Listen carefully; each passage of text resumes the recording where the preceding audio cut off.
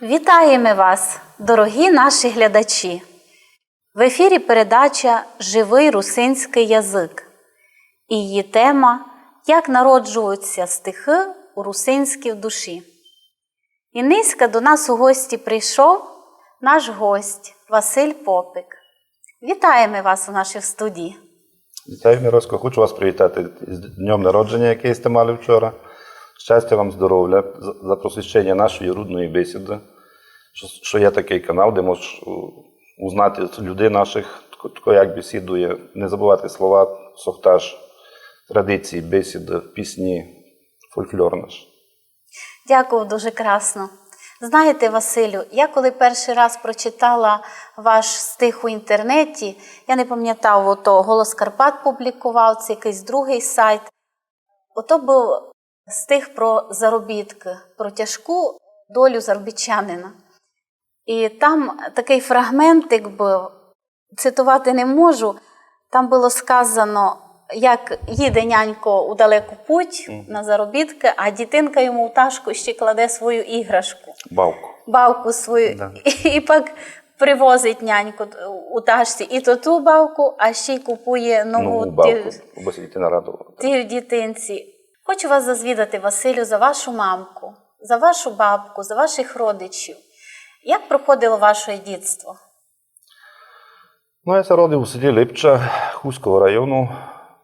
Фактично, моя старшина мама няню, коли се забрали, лишили мене малого ще на бабку, я їх і не тямив, пішли на Байкало-Амурську магістраль, бо заробити гроші, бо построїти хижу.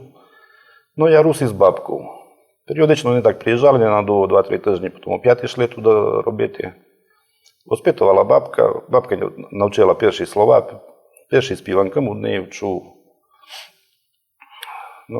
Бесідуватися од неї навчив. Перші молитви, сама коротенька молитва, що у мене була, доки ще не муза пам'яті моєї великої.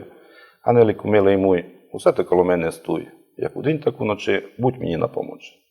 І це я мусив перед тим, як лягати спати, обов'язково повісти, то бабка мені ще й подушку перехрещувала, то лягаємо, то спав. Це вчили вас співанки наші? Вчили, любимо слухати співанки на свадьбах. Раніше свадьби були не так, як тепер, що в ресторанах. Робили люди в селові, в шатрах. Навіть якщо не був кликаний, то можна було прийти, поникати на свадьбу, на молоду, послухати музику, пограти там. Любили. Яка ваша любима співанка? Ой, Марічко, чечері, чечері, чечері, розчеши ми кучері, кучері, кучері. Файна співанка, і ще й танцювало під неї. Так. Ну, я ще тече вода каламутна, мамко моя, чогось смутна. Так що, кажете, часто сте ходили і по свадьбах. А які ще традиції русинські тямите з дитинства? В Липчі були піроскуби, що молодь се збирала у дівок вдома. Вони перед тим, коли різали гуси та сушили пір'я, сушили, складували в міхи. Далі збиралася молодь вечір, знімали джерги із падимента, клали лавори. Сідали в основному дівки скубли з пір'я. Хлопці фіглювали, анекдоти розказували. Приходили з гуслями, з баяном, грали, співали. Коли робили передишки, що лишали пір'я та йшли мало заіграти. Стул був наладжений, дівки ладили гостину, сідали, там се гостили. Інтересно було, фіглювали, то було як і в клубі. Зараз вже танці, що в клубах, а доки ще не було, так се збирали по хижах. Знаєте, я обратила свою увагу на те, що ваші стихи дуже написані чисто по-русинськи. І справді, коли їх читаш, та у душі тямиш оті всі давні слова, котрі тепер і рідко використовують. Але дуже приємно, що у вас ото так легко йде. У ваших стихах така поетична мова, такий язик поетичний. Це давно сте почали писати по-нашому? Недавно, аж брати так 2 роки тому. Пішов у заробітку на Чехи, я вже говорив.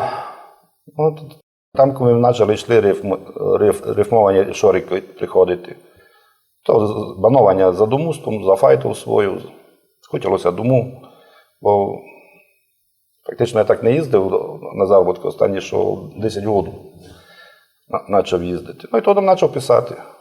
Почав писати перші стихи. Ці стих заробітки є десь 3 або 4 стихом, що воно написано і там. А тот, за який я казала, Да. як дитинка бабку поклала нянькові. А це можете нам в ефірі зачитати ваш любимий стих? Ну, любимий стих, я і не знаю, як їх виділити, вони всі мені близькі. Давайте я вам общий стих зачитаю, то про що пишу. Ну, це називає «Душа болить». Про то я пишу, що я вижу. За що душа у мене болить? За віру, челядь і бесіду, за край віками, що стоїть. За наших предків, що тут жили, за то, що лишили для нас. Не спаскудили і не скітили наш Подкарпатський неокрас. І це все нам не передали. Землю, бесіду і хащі. Обось ми теж частували, любили красно у душі. Бо тепер нам дідов стали, баців познали бися вони, як тільки ми нагаздували. Це чувствували бисмися людьми. Як вам, не знаю, мені ганьба, що не частуємо свій край. Сміттям заметана вся дамба, хащу не є, де дівся рай. Так живемо гіко й остатні, гіко й дітей у нас не є. Я все думав, що по генах любовся нам передає. Боже, ж мурашки пройняли. Знаєте, натулько в десятку, натулько ото яскраво отображає цей сінишній стан. Бо і мене подеколи душа болить, коли позирав, як ото багатство і культурне надбання маленько нищиться. Ото дуже неприємно і хочеться з тим боротися, хочеться, аби світла було більше по межичілядю. На що хочу звернути увагу, що дуже файна у вас вимова така русинська. І слухаєш та заслухатися можеш. Можете ще прочитати стих? Ну, давайте з тих прочитаю «Дякую мамі». З ним теж пов'язано моє воспитання від маленького. Дома ми всі говорили теж на русинському, у школі там, що приходиш у школу, мусить було на українському, на руському, бо то був Совєтський Союз. В основному навіть на руському говорили тоді. Ну, а дома ми все общали так на русинському. Є такий стих, так називається «Дякую мамі». До церкви зайду, образ поцілую, розп'яття, що на ньому Ісус Христос. Буду малого, голос мами чую, що щастя, сине, там, де жиє Бог. Ти нігде, сине, не журися, по совісті живи між людьми, і кожний вечір Богу помолися. Коли ляж спати, хрест нася клади. Аж буде віра, будеш ти щасливий, бо злости в тя не буде у душі.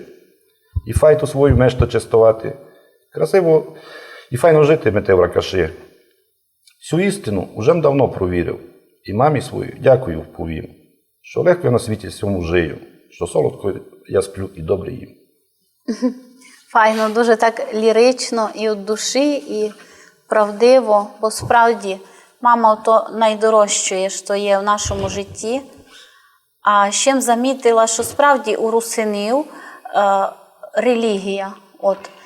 Дуже у нас много церков у нашій області. Мені ся видить, а не в євнів інші території не є тільки церков, і люди не є такі побожні.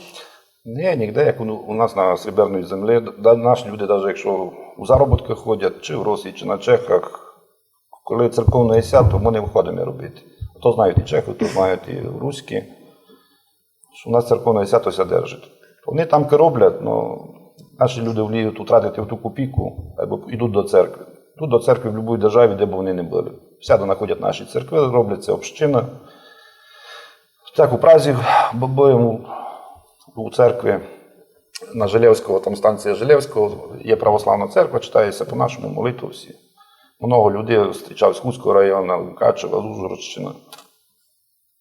Це дуже цінно, ось люди привчені, що чистувати той праздничний день і справді в свою душі світло розвивати, а не темряву.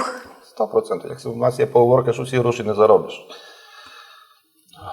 Що мусить дати Богові честь, щоб ми мали моці робити, здоров'я. Я знала, що, наприклад, мій дідик, він десь приблизно 1900-х годів рождення, та їздив в Америку 2 рази.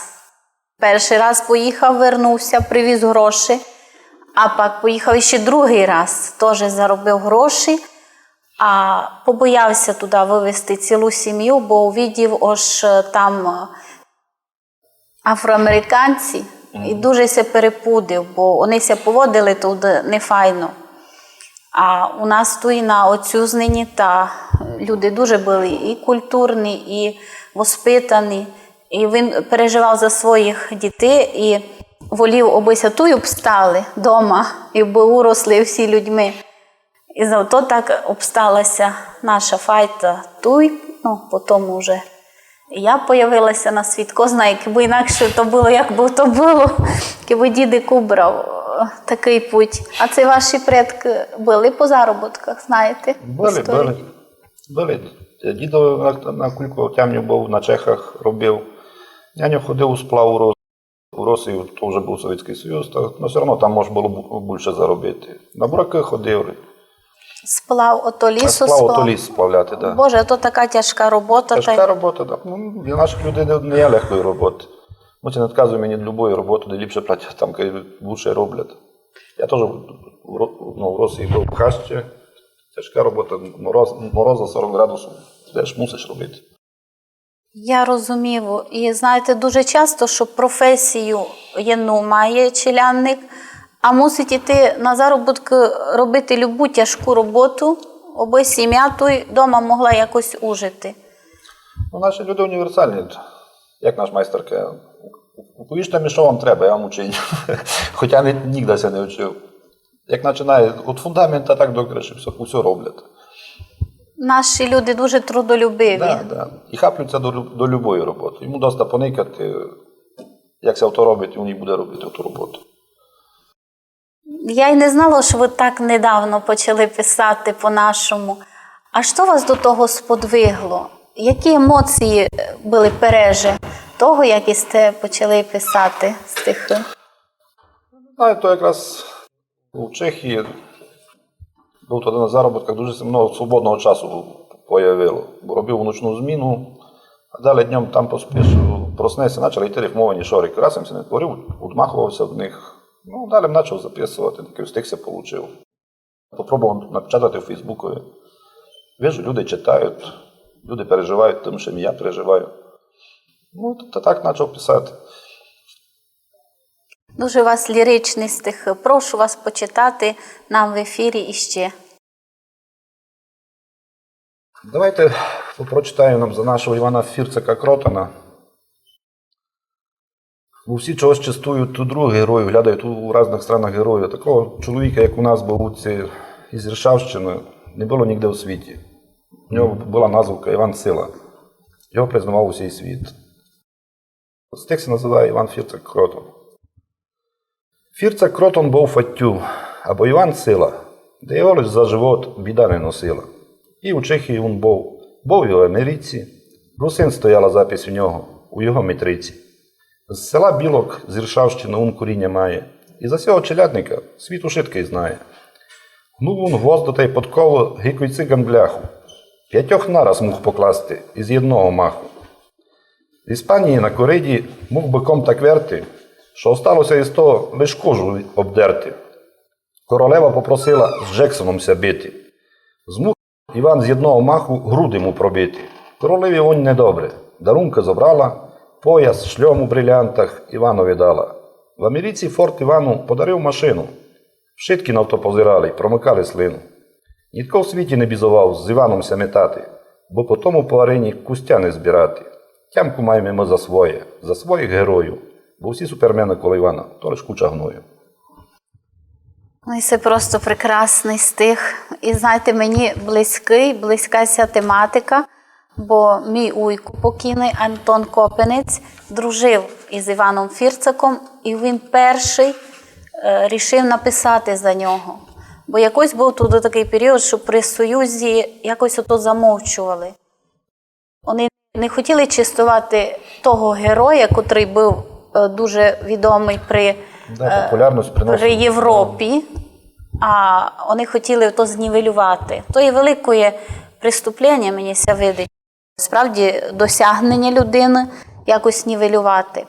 Але Іван Фірцак і до останнього дня робив трюк, показував людям свою силу. по цілому Подкарпаттю їздив, і своїх дітей вони виховували теж такими силачами. Вони показували, що справді Бог дає людині простів таку силу, що і справді то щось неймовірне. І приємно, що ви і цю тему теж описали. Бо хіба не мій уйко, Антон Копенець, він тут режисером працював на телебаченні. Та, і, може би, і не знали за Івана Фірцака, забилося б. Ні, ну передається. Мене бабка мені казала, що в Липчі він виступав у клубі. Мене туди ще не було, але розказували, що в клуб приходив, виступав, там гнув гвозди, подкову вирунював, що такі трюки робив, що усім людям чудно було, утка тільки моцив чоловіка. Саме приємне, що навіть побувавши в Америці і у Європі, Іван Фірцак не ганьбився йти до простих людей. Простим діточкам нашим із сіл указував ті трюки, що є найцінніше, бо найперше треба любити свою отцюзнину і своїх найближчих, хто тобі близький по язикові, по отцюзнині, а вже потім весь світ. То є добра душа в чоловіка, що не мав гордині, що мусив общати і вказувати, не робив із себе, що він якийсь герой, як тепер знають, що треба зноситися. Був простим чоловіком, яким він був, хоча за нього всій світ знав, всі його признавали, його силу. Я мрію, аби учинили колись і справжній фільм за Івана Фірцака на основі книги Антона Копенця «Кротон. Іван Сила». Бо то, що зробили по другій книзі фільм, українці зробили, мені не полюбився. Я позирала, ото зовсім не то, про що написано фактично, про що є документи. Тому що ото справді була людина велика, з великими досягненнями, а не простий там циркач, котрий трюки лише чинив. Дуже вас прошу, Василю, почитайте ще щось із ваших стихів. Хотілося б щось і файного почитати. У вас все файне. Давня свадьба. Такі, як вони були, це свадьби, які я ще затямив. І це інтересно, бо я не була на давній свадьбі. Майдавно свадьби в нас були не такі, як нині. Бо задовго ладили і такої гостині. Треба шатер було збити у дворі молодої, лавіці столи зробити із дошки сухої. Завозили повно рінча, бо могли і грати. Ще й подлагу музикантам треба і збивати. Курагов на вході клали, бо далеко видко, і коври на стінах в шатрі, бо не було дико. Фаттєво тиждень майстрували, мали ту й гостину, а ще й добре упівали кожну божу днину. Молоді йшли гурісером, пішком вулицями, ще й музики з ними йшли, з бубном та гуслями. Всередині у шатрові сідали за столо, сипали їм піловину, тамки попід ноги. Офіціанту ту й не було, сокачки ходили, не сирота й ладили, і на столи носили. Не було козацького стола, фруктового теж. Їда була натуральна, то, що давість Боже. Хоч май бідна була свадьба, та вона май весела. Було й далеко чути, на ушітки села. Дуже файно. Декотрі слова й не знав. Рінча знав, що то рінь. У річці ото маленьке камінечко. Бо то коли починали грати, та глина вона ся протоптувала, та кался робила. Ага. Зато сипали рінча, а на столі там, де сідали, ноги сухі були, та піловину сипали. А що то піловина? От я не знав. Опілки. Ага. Було і тепло в ноги, і тепло, і сухо. І сухо. Бо теж сидять, поріколи, десь і дощ сипить, шатер натягнутий, так, вроді нічого, земля влажна, та робиться чаляпанка під ногами. Так і Стефайно зачитали, що я собі і уявила тут ту свадьбу, тут курагов коло входа, тепер вже такої не чинять, видихнеться. Не чинять, та й кажу, молодих раніше все село виділо, бо вони йшли і до церкви пішком, не машину возили, як тепер, пішком, і ззаду йшли з гуслями, бубном, баяном, троїсті музика, грали, то люди виходили усі на капури, никати, що чия свадьба, що за молода. Хоча в селові знали, що колись збирають. Я вже казав, що знали, приходять вже під шатер поникати, як свадьба йде, заіграти там. Дуже файно, що тут Курагово, то таке символічне, аби ціле село знало, котра дівочка вже отдата, із якої файт То дуже добре, що люди так чистували ті традиції. У нас тепер у програмі Закарпатського народного хору, де я працюю, та у танцьові є такий настанець, де виходить соліст балета із тим кураговом, і дівочки ся так кругляють по центру сцени, то дуже файне. Ну, тепер це постановка, раніше воно так і було. Раніше і було так. Файно було раніше, і тепер файно, благодаря таким людям, як ви, що даєте нам можливість тямити і собі, навіть те, що ми не знаємо, узнавати нове. І ще вас прошу щось почитати для нас. Може, давайте не дуже весело. Дуже душа болить за нашу природу, що урубується. Урубують хащі, я би не впів, що то люди урубують. Ну, люди там, де від вас зрубали собі на зиму, я не думаю, що це була катастрофа. Ну, у нас гори лисіють видячки. Видячки лисіють гори, зато нас топять, зато куча проблем є. Ми написаємо стих такий, він це так і називає паскуда. Вирубуються наші хащі, і за гатар йде кругляк. Природу там свою цінують. А як ми свою? Та ніяк. У тебеся рука підняла. Жеби грошима ти набив. Ти задумайся, паскудо, кулько дерев ти посадив. Коли тя мати породила, в Карпатах в нас була краса. А що ти дітям своїм лишиш? Старі лиш пні, яку й твоя душа. Хижу файну ти построїв, машину дорогу купив. Та в гонитві за грошима ти свою душу загубив. Ти вдівашся в модне цуря, та в то поверхностна краса, коли всередині в тебе пусто, та й сам ти теж пустота. Задумайся, чим ти торгуєш. То в дітей своїх крадеш, та грошей із собою не возьмеш, як пес ти під плотом мреш. А діти житимуть в пустині, у той, що ти для них лишив. Тебе вони будуть проклинати, і часто щось на світі жив. Іди, доки ще не пізно, та й скупи свої гріхи. Зроби посадку в наших горах, то будуть для душі віки. Дуже файно, знаєте, що мені сльози навертаються від того, що, як подумати, які люди, і в цьому стихові описано, та вони ся майже не задумують. Вони це не задумуються, де їхні діти, де їхні внуки будуть жити. У них... Гроші то вітряно і все. Тут навіть хижу построять, ви хижі строять, далі розбирають, бо мода ся міняє, одна хижа ся міняє, другу хижу.